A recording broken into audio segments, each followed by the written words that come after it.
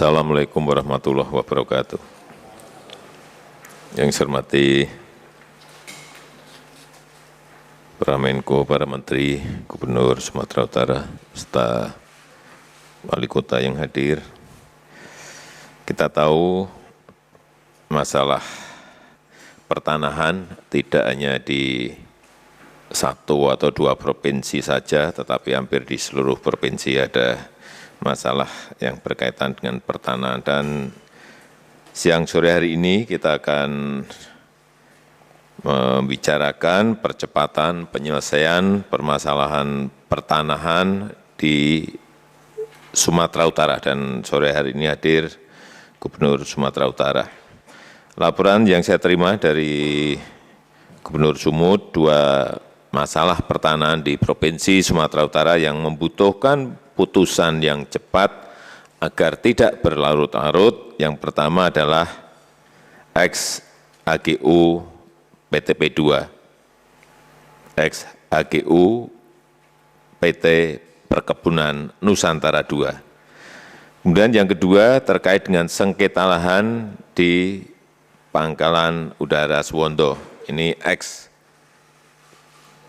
Airport Polonia Medan. Terkait dengan ex-HGU PTPN 2, data yang saya miliki terdapat 5.873 hektar yang telah dikeluarkan dari HGU PTPN 2 dan statusnya dikuasai langsung oleh negara. Dari luas tersebut, 3.104 hektar belum memperoleh izin penghapus bukuan dari Kementerian BUMN dan telah ditetapkan daftar nominatif pihak yang berhak, sedangkan sisanya seluas 2.768 hektar telah memperoleh izin penghapus bukuan. Karena itu dalam rapat terbatas ini kita akan fokus untuk membicarakan percepatan penyelesaian lahan ex-HGU PTPN 2, baik yang telah memperoleh izin pembukuan maupun yang belum.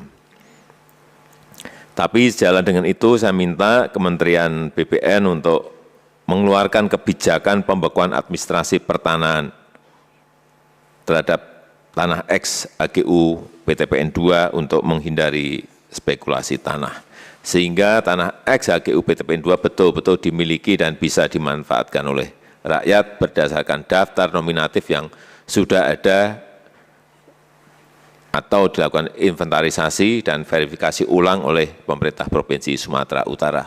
Ini tolong betul-betul ada inventarisasi, ada verifikasi ulang. Kemudian yang kedua terkait dengan sengketa lahan di Pangkalan Udara Suwondo, ex Bandar Udara Polonia Medan.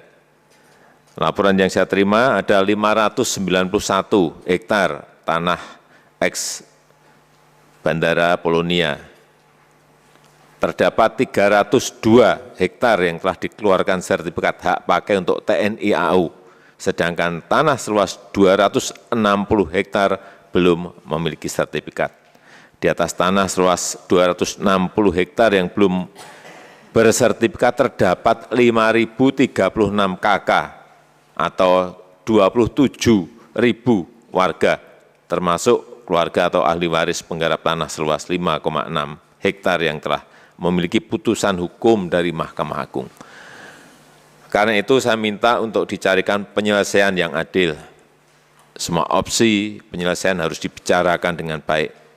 Dan hal ini perlu segera diputuskan, karena bukan saja menyangkut aset-aset TNI AU, tapi juga menyangkut 27.000 warga yang saat ini menempati 260.000 hektar ex lahan Bandara Polonia.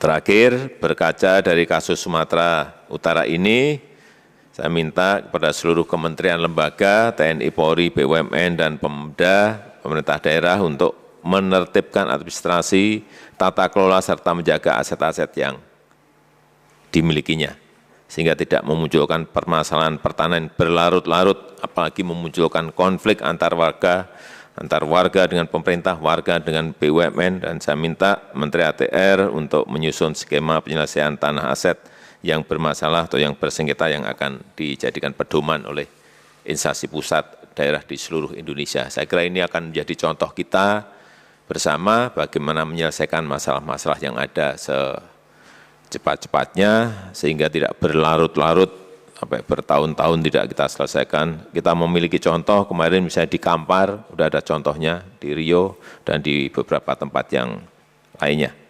Dan khusus terkait aset kementerian atau lembaga yang terlantar yang belum dioptimalkan agar segera dilakukan langkah-langkah terobosan sehingga aset itu menjadi lebih produktif.